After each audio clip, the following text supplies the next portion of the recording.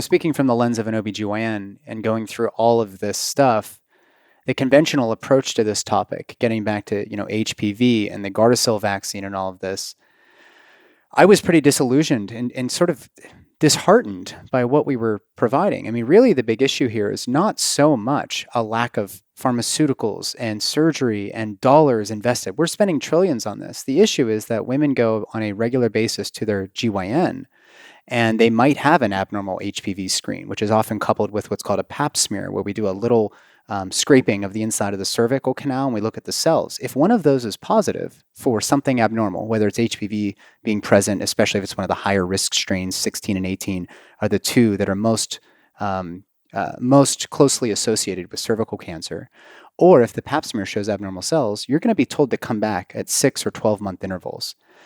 But nothing is given to you in the meantime to try to change this. So I started reframing this, and Mimi and I think the reason that we really decided to work on this together is we don't see this as a inevitable disease process that's just a cascade of things that leads to cervical cancer. We see this as a signal that something is up with your immune health.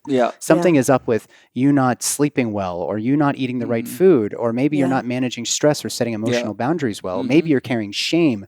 Maybe your mindset's not dialed in. And in the time that you're waiting from that initial abnormal screen to the next visit, there should be plenty you can do in the meantime. But our doctors, the people that trained me, we were not giving out any of that information, which is why I became so invested in this topic. Like, what can we give you in the meantime? Yes, let's keep doing screenings. Yes, maybe you can consider the vaccine. Although, based on what we're going to talk about, I wouldn't necessarily recommend it for every single person. But, that aside, you don't have to divorce yourself from the medical system.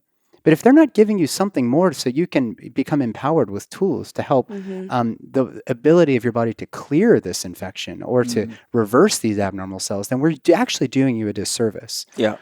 What we call it is an invitation to evaluate your lifestyle. This is not a punishment. You did nothing wrong, no matter where you picked up HPV, whether it was a one-night stand or in your marriage, it doesn't matter. What matters is that you're getting a signal from your body. And we all get these invitations to evaluate our lifestyle that manifest in different ways.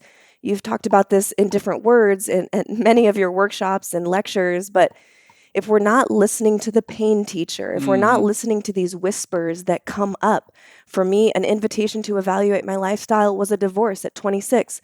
For Nathan, an invitation to evaluate your lifestyle was adrenal fatigue in medical school. And you've had many invitations to evaluate, I'm sure. And if we don't see them that way, then I think the more problems arise. But I think that there is this sort of mental and emotional approach that is taken where the woman feels some amount of shame and isolation in regard to this sexually transmitted infection.